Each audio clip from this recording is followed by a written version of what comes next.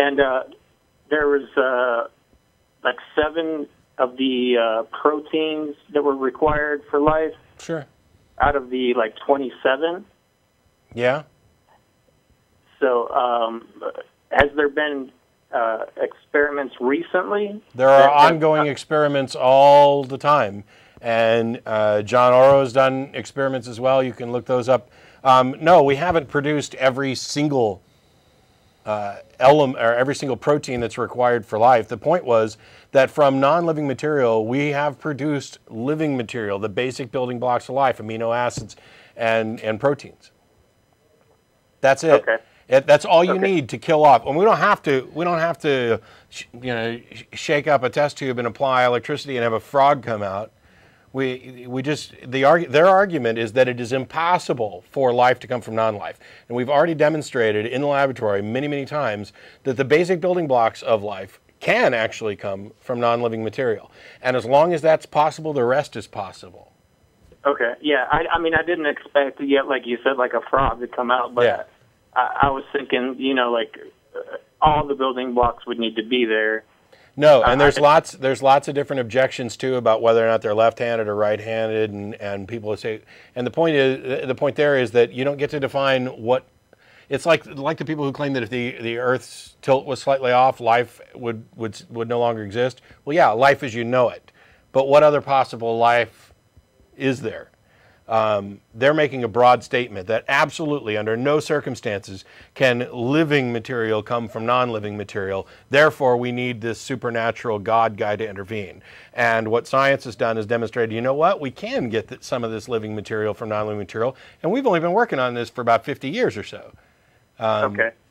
Yeah, that makes a lot more sense. The life itself had millions and billions of years, so. Okay, one more quick question that's been bothering me. I watch a lot of debates with Dinesh D'Souza and Hitchens and some of the other guys. The morality comes up, and the theists like to bring up, well, where do you get your basis for morality? And I'm always screaming out, well, I provide the basis for that morality, and to me, it's kind of irrelevant where the basis comes from, and it doesn't really matter as long as the group as a whole agrees on what's going to perpetuate, the community. Yeah. Does that make sense? I find that, when I hear religious people talking, asking about a basis for morality, what they're really asking is an authority for morality. That's what they're really getting at. It's like, well, we can tell them all kinds of stuff about how, well, we observe the world around us and we see what kinds of consequences come for our actions, and we decide then on the basis of watching what the actual consequences are, we decide what sorts of ways to behave are productive and which ones aren't. And what they're really asking is not, it's obviously not what the basis is, because that would be the basis. What they're asking is, who died and made you God? That's what they're asking. They say, well, it doesn't matter. You can't. We have this imaginary friend who is so smart that everything he says about what behaviors are right and wrong is automatically right. How can you be automatically right? You can't. Therefore, you can't provide a basis for morality. Well, how do you respond to that? Right. They say, you can't.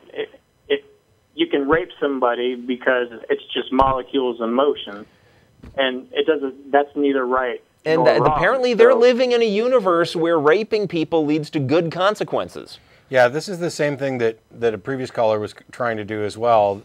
The claim that if human beings are merely physical matter, then everything is up for grabs, and it all goes out the window, and rape is just molecules in motion.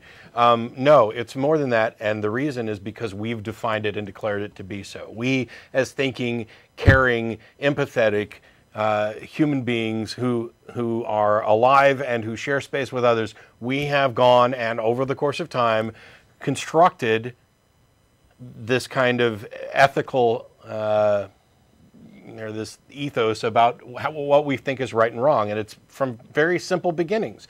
I'd rather not be dead, so I'm going to say it's wrong to kill me, and it's in my best interest to surround myself with other people who think it's wrong to kill them. Right. And you build but where up do you from get the authority to make such decisions? From us. Absolutely. And what I don't understand is why is that not good enough for the theist? Because as soon as it's possible for human beings to have authority over stuff like that, it dethrones their God.